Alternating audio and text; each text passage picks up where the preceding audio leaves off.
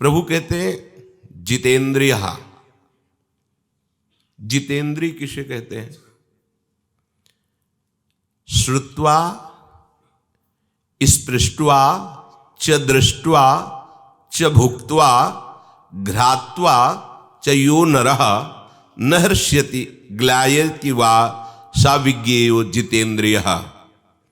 शास्त्र कहता है कि जिस उपासक में ऐसी महिमामयी स्थिति जागृत हो गई है, सुन करके, श्रुत्वा स्पृष्ट्वा छू करके, दृष्ट्वा देख करके, भुक्त्वा खा करके, घ्रात्वा सूंघ करके भी ना तो वो सुखी होता है ना दुखी होता है, ना हर्ष होता है ना शोक होता है। उस उपासक की जितेंद्रियता सिद्ध हो गई है, वो जितेंद्रिय हो गया है। कैसी भी अनुकूल वस्तु, बात, व्यक्ति, स्थान, कुछ भी, उसको कोई हर्ष नहीं। कैसी भी प्रतिकूल परिस्थिति, प्रतिकूल भोजन, प्रतिकूल गंध, प्रतिकूल व्यक्ति, उससे कोई द्वेष नहीं, न हर्ष है न शोक है, शम है। वही इंद्रिय विजेता माना जाता है। इंद्रियां प्रत्येक अपने विषय में राग और द्वेष लिए हुए जिनकी विचरती हैं, वो अजितेंद्रिय है। हाँ, ये अच्छा है, वो हर्ष हुआ हृदय में, आज ये पाएंगे, ये देखेंगे, ये सुनेंगे, ये सूंघेंगे। ये जो हर्ष हो रहा है इसे ही राग कहते हैं। नहीं, ये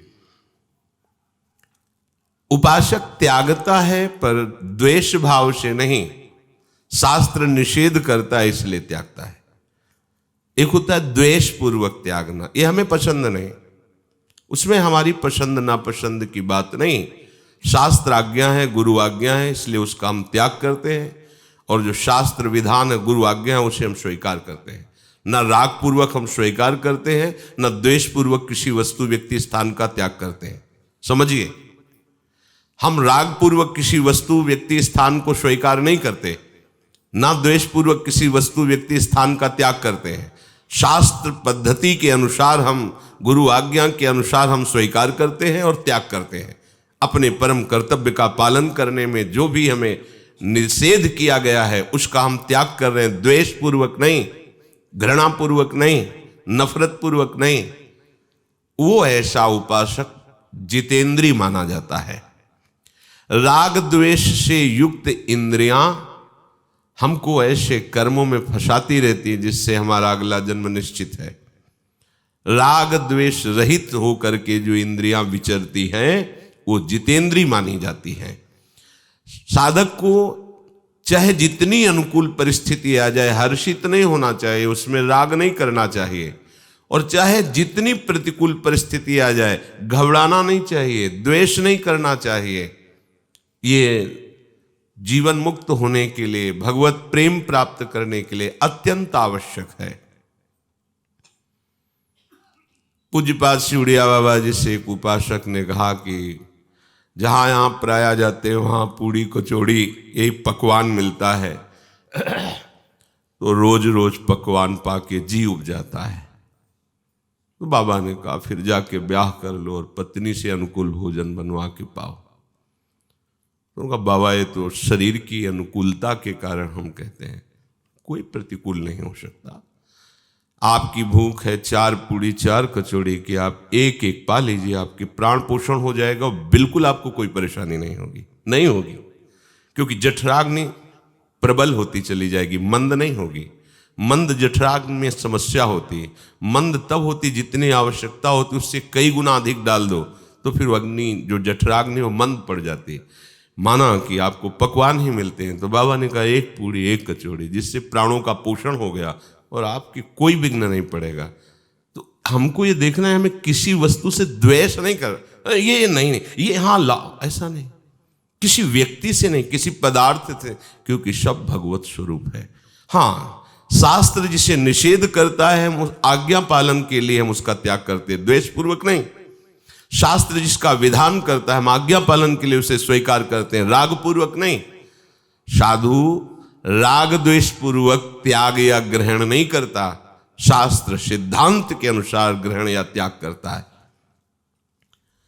तो जितेंद्रिय अत्यंत आवश्यक है। अगर आप इस बात पर ध्यान नहीं दिए तो ये इंद्रियां ही प्रमथन स्वभाव की मन को अधीन करके, मन बुद्धि को अधीन करके इस जगत में ही लगाए हुए है। देख लो, श्रुत्वा स्पृष्ट्वा दृष्ट्वा भुक्त्वा घ्रात्वा, ये सुन लूं, ये छू लूं, स्पर्श कर लूं, देख लूं, खा लूं, सूंघ लूं, बस मन ये 5 इंद्रियों को लेकर के प्रकृति में विचरण करता रहता है। भगवान ने कहा मना कष्टानि इंद्रियाणि प्रकृतिस्थानि कर्षति। मन ये 5 ज्ञान इंद्रियों के साथ ये 6 प्रकृति में सदैव विचरते रहते हैं। उपासक प्रकृति में नहीं विचरता, वो भगवान में विचरता है। वो श्रवणेन्द्रिय से भगवद वार्ता सुनता है, वो प्रभु के रूप का चिंतन करता है, सब में प्रभु की भावना करता है, वो प्रभु का प्रसाद पाता है, वो सूंघता है तो प्रभु के प्रसादी पुष्प इत्र आदि सूंघता है। वो अगर किसी का भी स्पर्श करता है तो भगवत भाव से स्पर्श करता है, किसी कामना से नहीं। उसकी इंद्रियां परम पावन हो गई, वो जितेंद्रिय हो गया।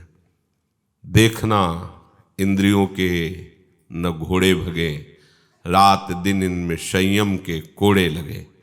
छूट कर दी इंद्रियों की तो फिर साधक ही किस बात के, उपासक किस बात के। ये इतना महत्व भोगों का बढ़ गया है हमारे हृदय में कि ऐसा लगता है मैं इस वस्तु के बिना, इस व्यक्ति के बिना जी नहीं सकते। कितना मतलब हमको इंद्रियों ने परास्त कर दिया, कैसा अज्ञान छा गया कि जो हमारा स्वरूप है असंगोहम, वो संग से कितना पतित हो गया कि वो सोचता है मैं इस शरीर के बिना नहीं रह सकता, इस भोग के बिना नहीं रह सकता, इस विषय के बिना नहीं रह सकता। अगर ये कोई बात हृदय में आ रही है तो समझो अभी साधना के पथ पे ही नहीं आरूढ़ हुए।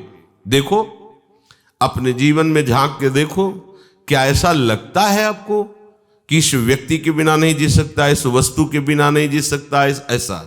हाँ, वृंदावन के बिना नहीं जी सकते, सत्संग के बिना नहीं जी सकते, प्रिया प्रीतम की स्मृति के बिना नहीं जी सकते, उनकी सेवा के बिना नहीं जी सकते। हाँ, अब बात आ गई, इनसे विमुख अगर कोई भी वस्तु व्यक्ति स्थान आपके हृदय में अधिकार किए है तो झटपट उसको निकाल डालिए। अगर नहीं निकालेंगे तो संपूर्ण हृदय पर जब जागतिक आसक्ति का अधिकार है तो फिर प्रेम कहां प्रकट होगा? खाली हृदय में ही प्रेम प्रकट होता है। अगर ये प्रपंच भरे हुए हो तो कैसे होगा? बात करते हैं कि हमें श्री जी चाहिए, हमें प्रभु चाहिए, और अंदर से देखो तो हम एक छोटे छोटे विषय में इसके बिना नहीं जी सकते। ये तो चाहिए ही, जब तक ये है कि ये तो चाहिए ही, तब तक श्री जी मिल जाए ऐसी चाह प्रकट ही नहीं हो सकती। जा ही न चाहिए कबहू कछु, जिसे कभी कुछ नहीं चाहिए, जैसी भी परिस्थिति है उसमें राजी है। जोई जोई प्यारो करे सोई मोहि भावे, इससे बढ़िया जितेंद्रियता क्या होगी? प्यारे जैसी व्यवस्था कर रहे उसमें हम प्यारे कर रहे हैं इसलिए राजी हैं। वो चाहे प्रतिकूल व्यवस्था लगे हमारे मन को, चाहे अनुकूल लगे, अपने को इस भाव से चलना होगा। जितेंद्रिय होना बड़ा कठिन और जितेंद्रिय होना बड़ा सरल है। कठिन है उनको जो अपने बल से होना चाहते हैं, और सरल है उनको जो प्रियालाल की चरणार बिंद की आसक्ति से होना चाहते। बहुत सरल है। हमारी रसेंद्री ललचाए पाने के लिए प्रियालाल की जूठन, हमारे कान श्रवणेन्द्री ललचाए सुनने के लिए, जहां जहां पिए की बात सुने खोजत तीन गैनन, बात सुनने के लिए ललचाए श्यामा श्याम की, उनके सिद्धांत सुनकर, उनके प्रेम रस प्राप्ति की बात सुनकर के हमारा हृदय आनंदित हो। हमारे नेत्र ललचाएं प्रियालाल के जनों के दर्शन के लिए, प्रियालाल के दर्शन के लिए, श्री विग्रह के दर्शन के लिए, सब में भगवत भावना करके दर्शन करने के लिए। हमारी घ्राणेन्द्री सुगंध के लिए ललचाए प्रियालाल की प्रसादी चरणारविंद में चढ़ी हुई तुलसी पुष्पादि, उनके श्री अंग स्पर्श किया हुआ इत्र आदि, ये हमारी घ्राणेन्द्रिय ललचाए तो जितेंद्रिय प्रियालाल के इस संबंध से स्वाभाविक आप हो जाएंगे, आपको कुछ नहीं करना पड़ेगा। और अपने बल से जितेंद्रिय होना बहुत कठिन होता है, क्योंकि कहीं न कहीं अहम की धरा होती है।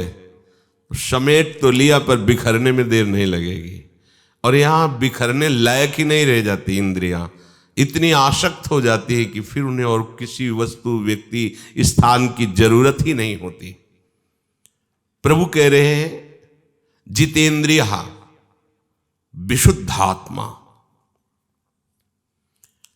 अंतःकरण मलिन तभी होता है जब हमें कोई वस्तु व्यक्ति स्थान प्यारा लगता है।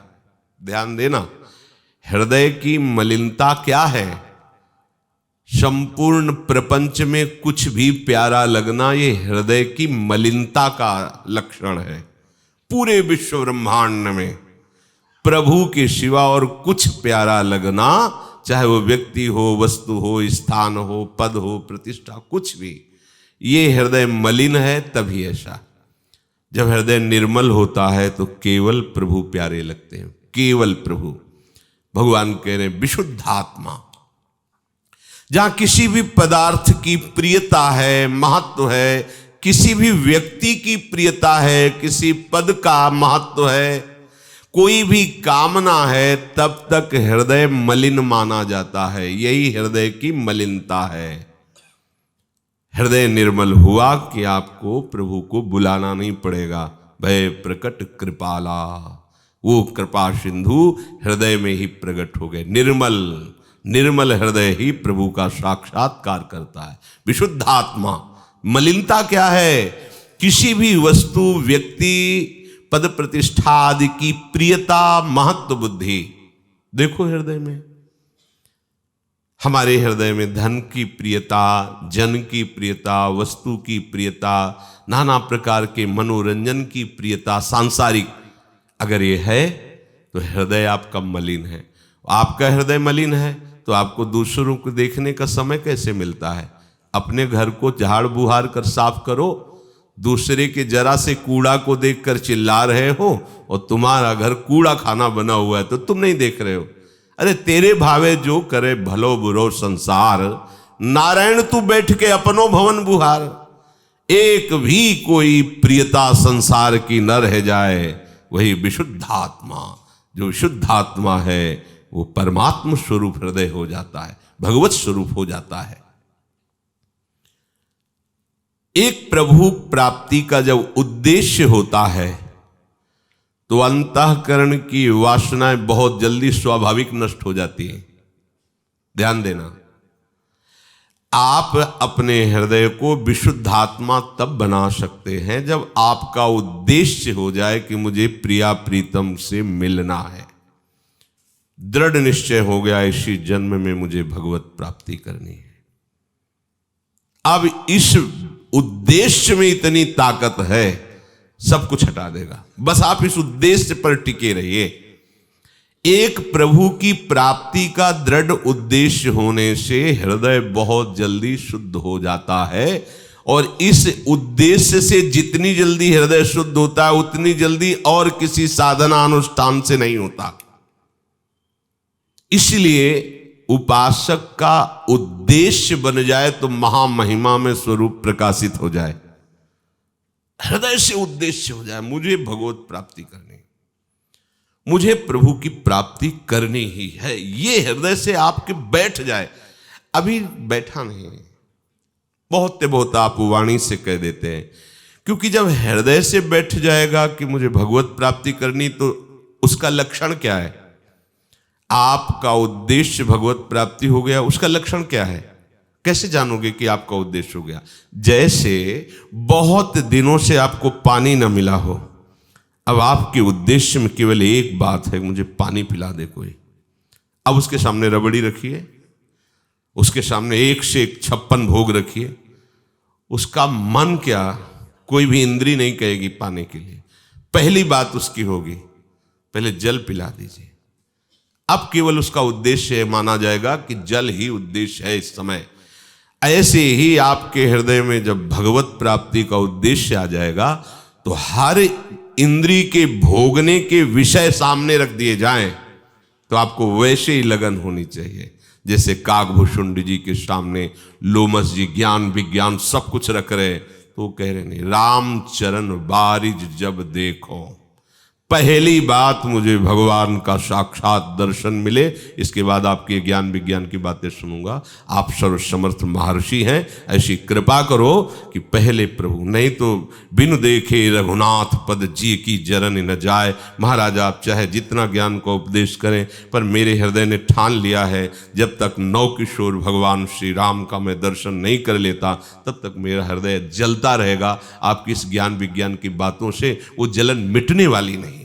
ये आया उद्देश्य। उद्देश्य भगवत प्राप्ति है आपके हृदय में, इसका लक्षण है कि अब आपको और कछु न सुहाए। जैसे जल में आपको डुबो दिया जाए तो उस समय आपका वो एक ही उद्देश्य रहता है, प्राण बचाना, अर्थात प्राण वायु, श्वास लेना।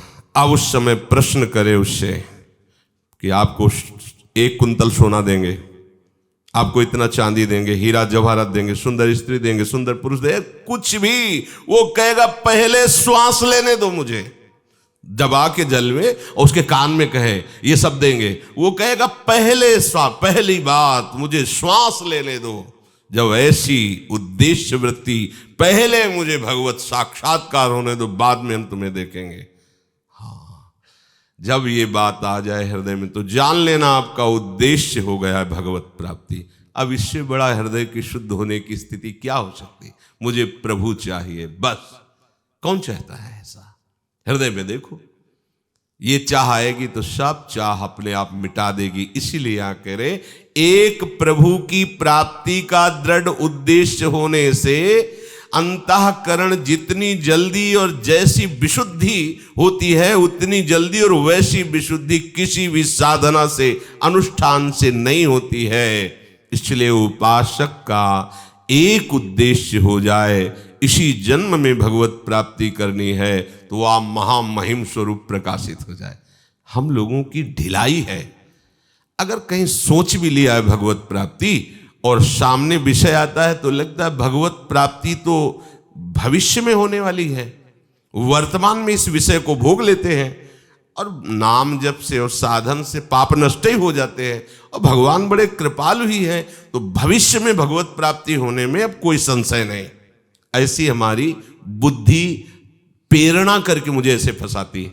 ध्यान दीजिए, अगर कहीं किसी कोने में सुना के बात भी आ गई है कि मुझे भगवत प्राप्ति करनी है, तो वो भगवत प्राप्ति हम ऐसे मानते हैं कि वो भविष्य में कभी होगी, पर वर्तमान में जो भोग आया इसको भोग लेते हैं। अगर पाप भी लगेगा तो नाम में बड़ी सामर्थ्य, धाम में बड़ी सामर्थ्य, ये भगवत प्राप्ति उद्देश्य नहीं माना जाएगा। ये बुद्धि की कपट भरी सलाह है, मत मानो। इसीलिए मयि मनाधत स्व मई बुद्धिम निवेश है।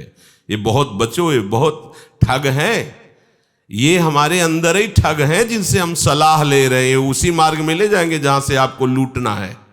इनकी सलाह मत मानिएगा, हरि गुरु की सलाह मानिए। हरि गीता में बोल रहे, सदगुरुदेव उस गीता रूपी अमृत का पान करके स्वाद लेकर बोल रहे, मान लो दोनों में से किसी एक की बात मान लो और मन बुद्धि की सलाह मत मानना। ये वो ठग हैं, उसी मार्ग में ले जाएंगे जहां आपको लूट करके एकदम खाली कर देंगे, अर्थात परमार्थ से रहित कर देंगे। विशुद्धात्मा, प्रभु के सिवा और कोई चाह न रह जाना, यही हृदय की पवित्रता का परम लक्षण है। विजितात्मा,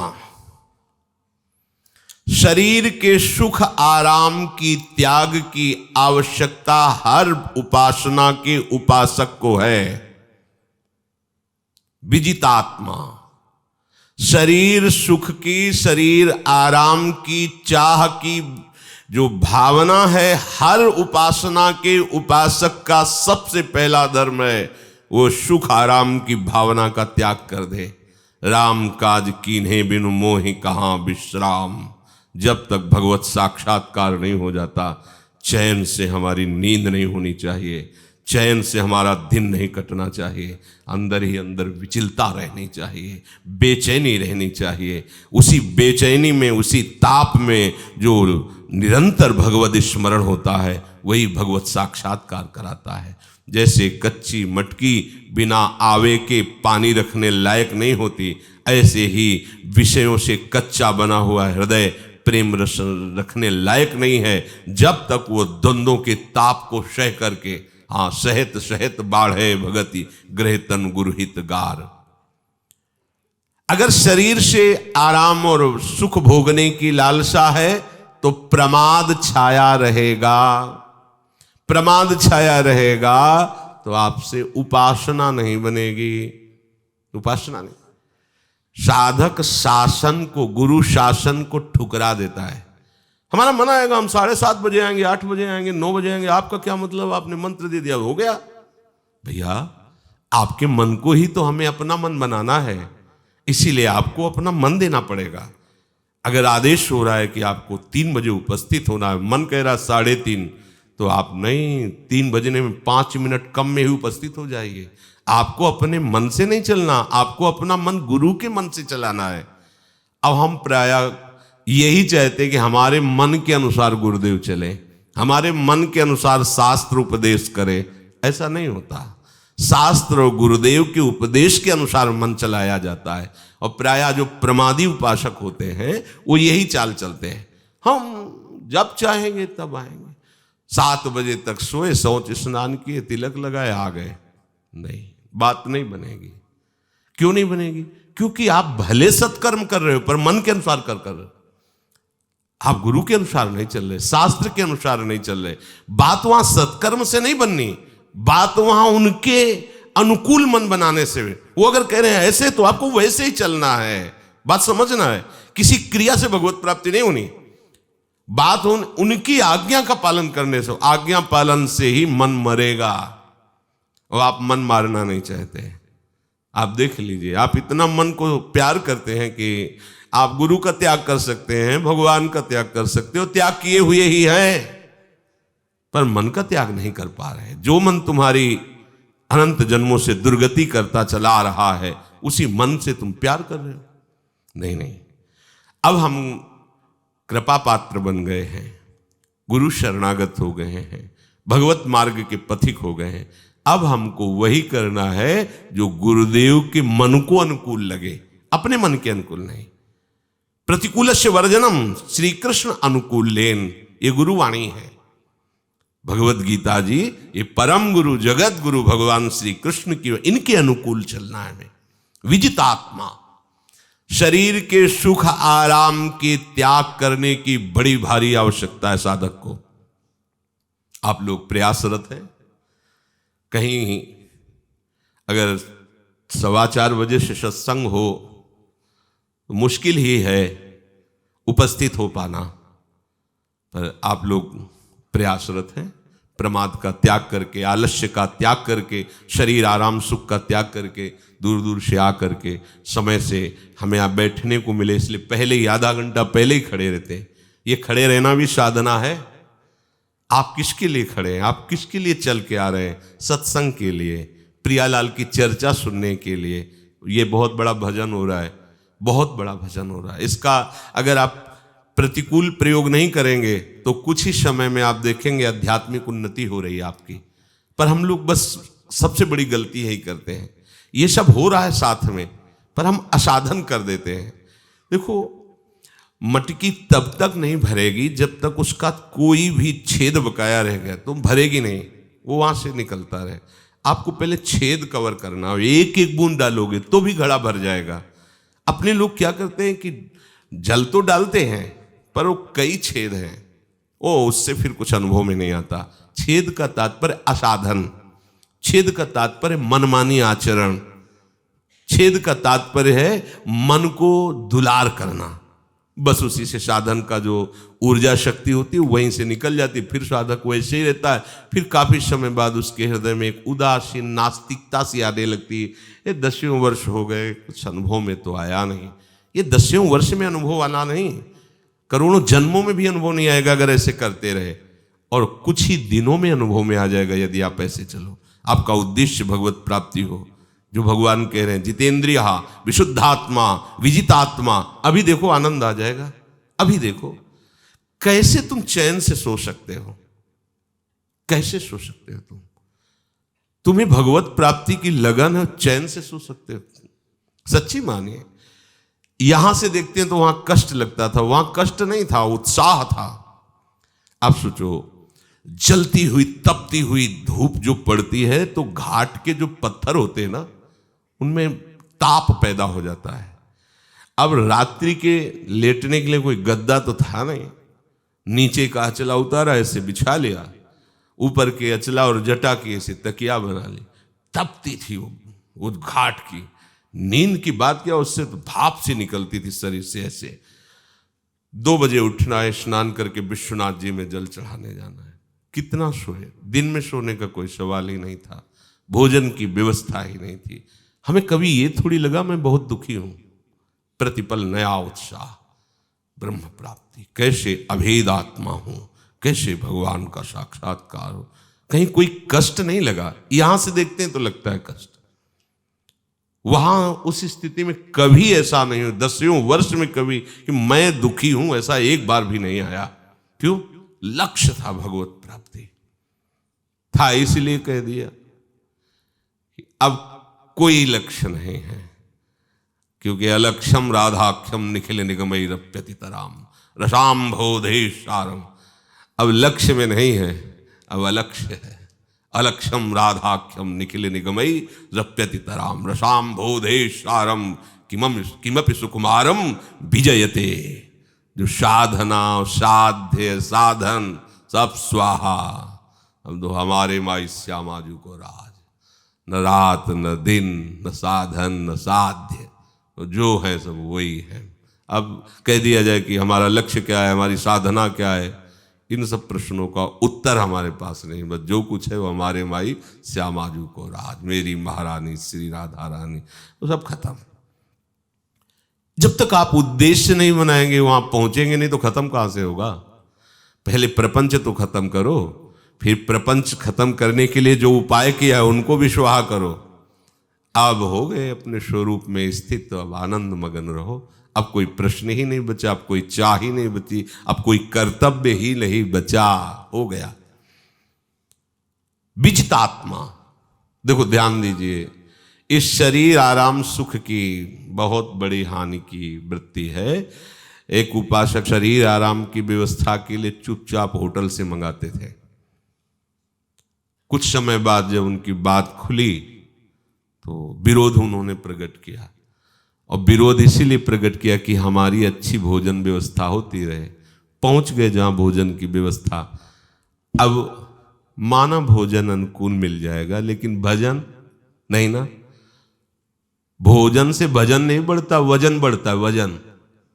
भजन थोड़ी बढ़ता है अनुकूल भोजन से वजन बढ़ता है, और वजन से समस्या बढ़ती है, और भजन से समस्या मिटती है।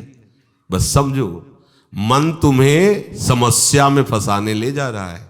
अरे भाई, यहां से जब यहां गया, खत्म खेल। क्या पाया उसका कोई मतलब नहीं रह गया, केवल इतने तक है। तो इसमें राधा राधा बोल के पाओ, इतना बढ़िया स्वाद आएगा। कुछ भी पाओ जो प्रभु को अर्पित किया हुआ रूखा सूखा है।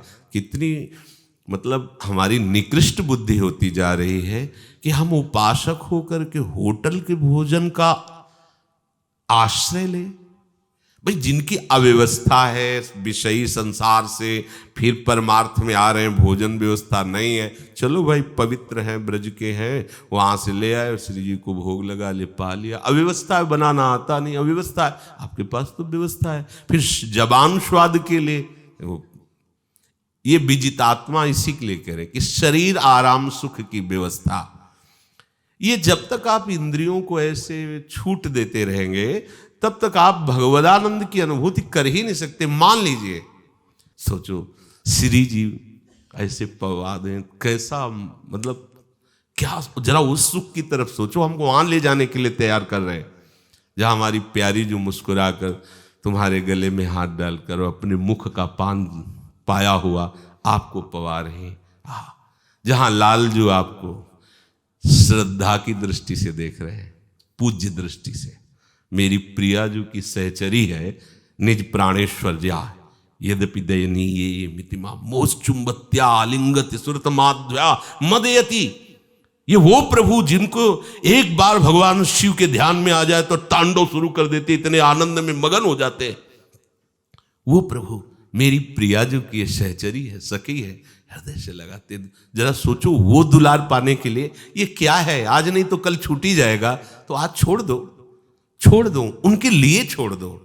मुझे वो प्राप्त करना है, इसलिए ये छोड़ो। जितने से विधान का, शास्त्र विधान का पालन होता है, गुरुजनों की आज्ञा का पालन होता है, शरीर का पोषण होता है, बस वैसे चलो। एक जन्म को मान लो ना, जैसे हमें चलाएंगे वैसे ही चलेंगे तो निकुंज में पहुंच जाओगे, देर नहीं लगेगी। पर मनमानी आचरण थोड़ी, मनमानी आचरण नहीं चलेंगे।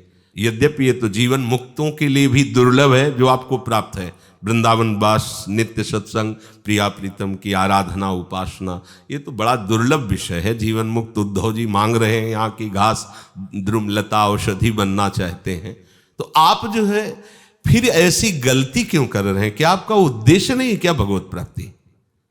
यही समझ में नहीं आता। आप मनोरंजन कैसे कर सकते हैं? आप कैसे ऐसे अपने मन को प्रमाद में डाल करके ऐसा खा सकते हैं, ऐसा देख सकते हैं, ऐसा सूंघ सकते हैं, ऐसा सुन सकते हैं, ऐसा भोग सकते हैं? आप में ये बात कैसे आ गई? आपको तो प्रभु प्राप्त करने हैं, तो यथालाभ संतोष सदा काहू सु कछु न चाहूंगो। बात तो ये आनी चाहिए, जोई जोई प्यारो करे सोई में भावे। बात तो ये आनी चाहिए, आपके मन को जो भावे सो करो। आप उपासक कैसे हैं? अपने आप से आप प्रश्न करके देख लीजिए। विजितात्मा, शरीर के सुख आराम त्याग करने की बड़ी भारी आवश्यकता है उपासक को। अगर आपके पास अच्छे अच्छे 20 पदार्थ रखे हो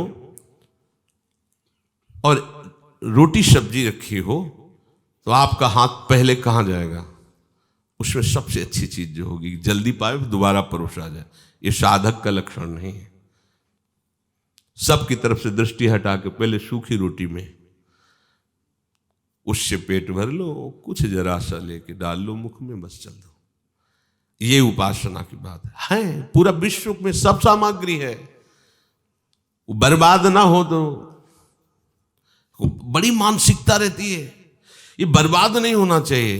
बर्बाद तो आप कर रहे हो, बर्बाद आप अपना जीवन कर रहे हो, खा खा के जीवन बर्बाद कर रहे हो, भोग भोग के जीवन बर्बाद कर रहे हो। तुम्हारी समझ में नहीं आ रहा।